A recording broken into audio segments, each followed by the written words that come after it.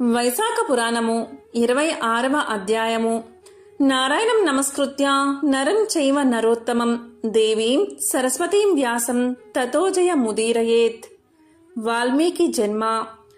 నారద మహర్షి అంబరీష మహారాజుకు వైశాఖ మహిమను ఇలా చెప్పడం ప్రారంభించాడు.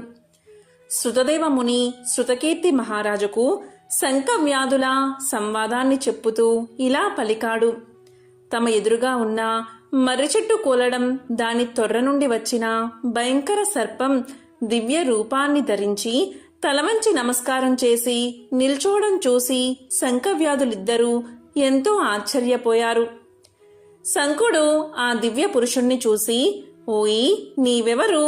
నీకిలాంటి దశ ఎందుకు వచ్చింది? విముక్తి ఎలా కలిగింది? నీ వృత్తాంతాన్నంతా వివరంగా చెప్పు అని అడిగాడు. శంఖుడు అడిగినట్లుగాని ఆ దివ్య పురుషుడు సాష్టాంగ నమస్కారం చేసి ఇలా చెప్పడం ఆరంభించాడు.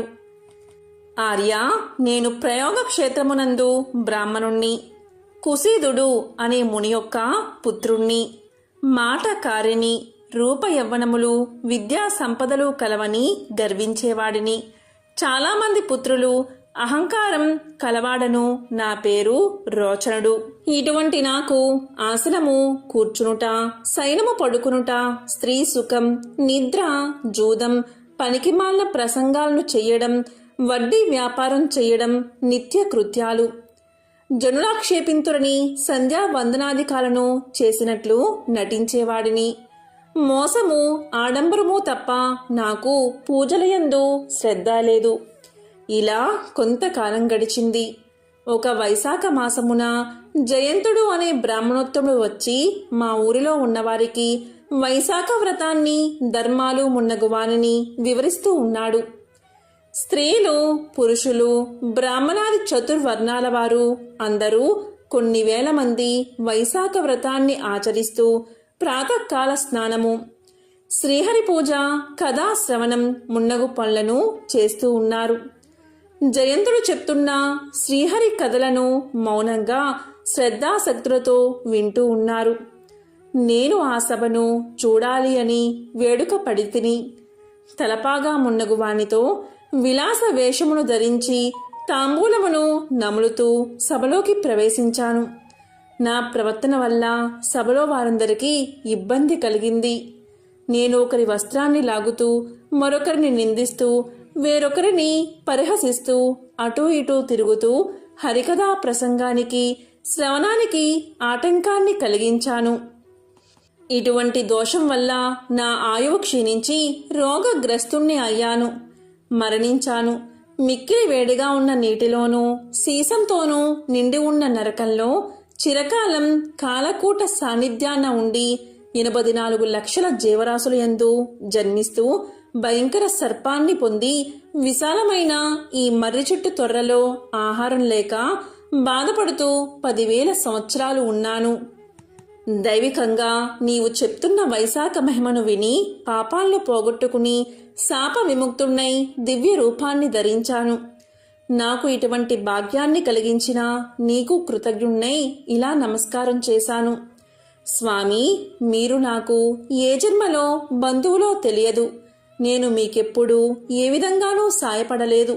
అయినా సజ్జనులు అన్ని ప్రాణులతో స్నేహాన్ని కలిగి ఉంటారు కదా. స్వామి, సజ్జనులు దయావంతులు వారు, నిత్యం పరోపకార పరాయణులే కదా.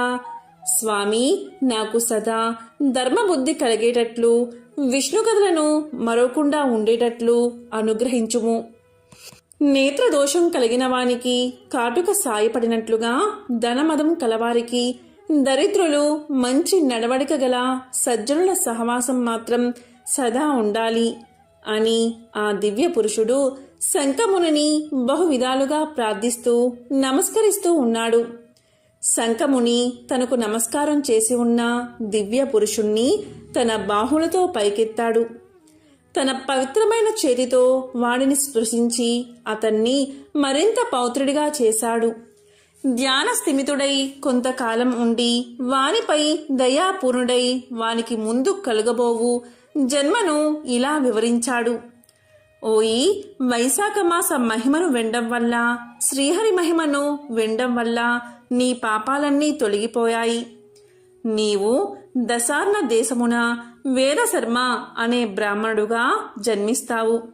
వేద శాస్త్రాలను చక్కగా చదువుతావు. పాపాలను కలిగించే దారేషణ, ధనేషణ, పుత్రేషణలను విడిచిపెట్టి సత్కార్యముల యందు ఇష్టం కలవాడివై విష్ణు ప్రియములగు వైశాఖ ధర్మాలను చాలాసార్లు చేస్తావు.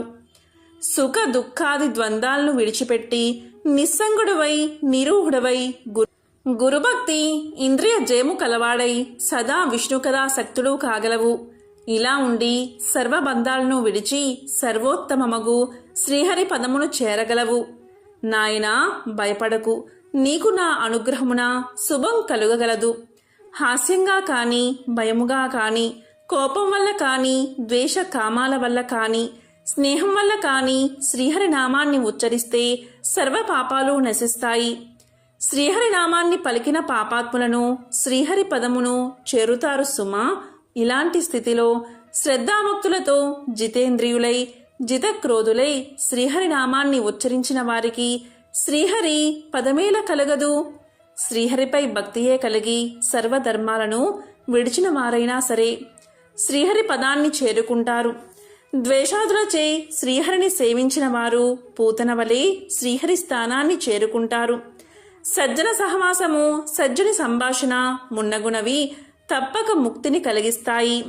కాబట్టి ముక్తిని కోరేవారు సజ్జనులను సర్వాత్మన సేవించాలి.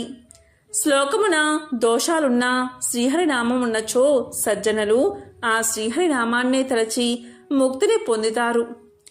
ముక్తినిత్తురు అనగా విష్ణునామ మహిమ గమనించవలసింది.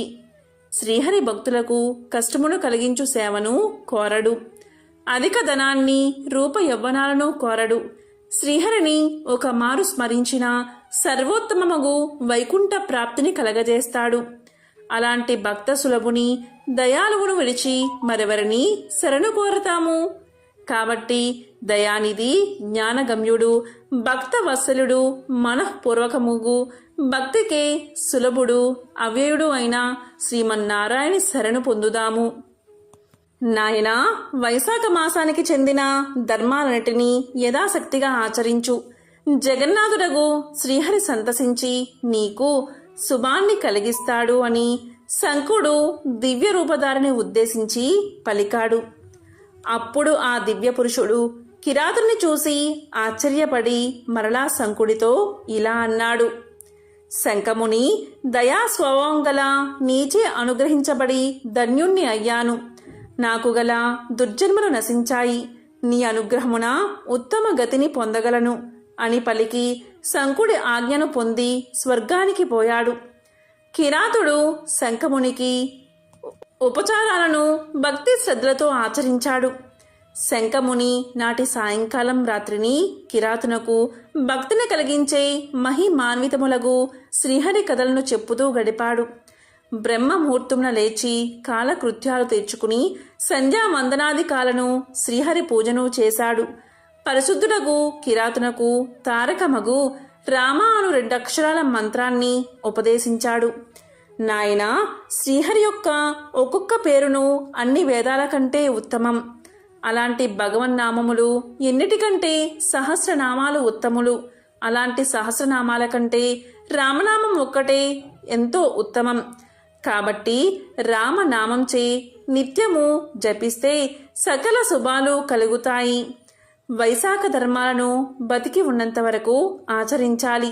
దీనివల్ల వాల్మీకుడు అనే మునికి పుత్రువుగా జన్మించి వాల్మీకి అనే భూలోకమున ప్రసిద్ధి పొందుతావు అని శంకుడు వ్యాధుడికి ఉపదేశించి దక్షిణ దిక్కుగా ప్రయాణమయ్యాడు. అప్పుడు కిరాతుడు శంకునకు ప్రదక్షిణ నమస్కారాలు ఆచరించి కొంత దూరాన్ని అనుసరించి వెళ్ళాడు. వెళుతున్న శంఖమునిని విడుచుట బాధాకరంగా ఉంది. మునిని విడవలేక బిగ్గరగా దుఃఖించాడు. అతన్నే చూస్తూ వాణ్ణే తలుచుకుంటూ దుఃఖాతురుడై ఉన్నాడు. అతడు ఆ అడవిలో మనోహరమైన తోటలు నాడి నీటనిచ్చు మండపాలను చలివేంద్రాలను నిర్మించాడు. మహిమాన్వితములగు వైశాఖ ధర్మాలను ఆచరిస్తూ ఉన్నాడు. అడవిలో దొరకు వెలగా మామిడి పనసామున్నగు పళ్లతో బాటసారులకు సేవ చేస్తూ ఉన్నాడు. పాదుకలు, చందనము, గొడుగులు, విసనకర్రలు మున్నగు వారిని ఇస్తూ బాటసారులు అనేక విధాలుగా సేవిస్తూ ఉన్నాడు. ఇలా బాటసారులకు సేవ చేస్తూ శంఖముని చెప్పిన రామనామాన్ని రాత్రింబవళ్ళు జపిస్తూ కాలాంతరమున మరణించి వాల్మీక మహాముని పుత్రుడై జన్మించాడు. కృష్ణుడు అని ఒక ముని జితేంద్రియుడై సశరీరమున చిరకాలము తపస్సు ఆచరించాడు. బాహ్య శృతిని విడిచి మిక్కిలి తీవ్రమగు తపస్సును ఆచరించాడు. కొంతకాలానికి అతనిపై మట్టిపడి ఒక పుట్టగా అయ్యింది. పుట్టలు కట్టిన బాహ్య శృతిని విడిచి తపస్సు ఆచరించడం వల్ల అతనిని వాల్మీక ముని అని పిలవసాగిరి. కొంతకాలానికి అతడు తపస్సును మానేశాడు. వాణ్ణి చూసి నాట్యకత్తె ఒకతే మోహించి అతన్ని వివాహమాడింది. వారిద్దరికీ పుట్టిన పుత్రుడు వాల్మీకి అయ్యాడు.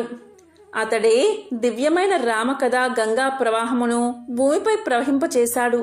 అతడు రచించిన రామాయణ మహాకావ్యం మానవుల సర్వకర్మ బంధాలను పోగొట్టేదై ప్రశాంతతను, ముక్తిని కలగజేస్తుంది. శృతకీర్తి మహారాజా, వైశాఖ మహిమను వింటివా? దుష్టుడగు కిరాతుడు శంకుని పాదులను మున్నగు వారిని దుర్బుద్ధితో అపహరించిన వైశాఖ మహిమ వల్ల శంకునికి శిష్యుడై పెక్కు ధర్మాలను విని ఆచరించి వాల్మీకి అయి జన్మించి పవిత్రమగు రామకథను లోకానికి తెలిపి చిరస్మరణీయుడయ్యాడు. మహర్షి అయ్యాడు. పాపాలను పోగొట్టి పరమానందం కలిగించు ఈ కథను విన్నవారు, చెప్పినవారు పునర్జన్మను పొందుదురు, ముక్తిని పొందుదురు అని శృతదేవుడు శృతకీర్తి మహారాజుకు శంఖవ్యాధ సంవాదాన్ని వివరించాడు అని నారదుడు అంబరీషుడికి తెలియచేశాడు.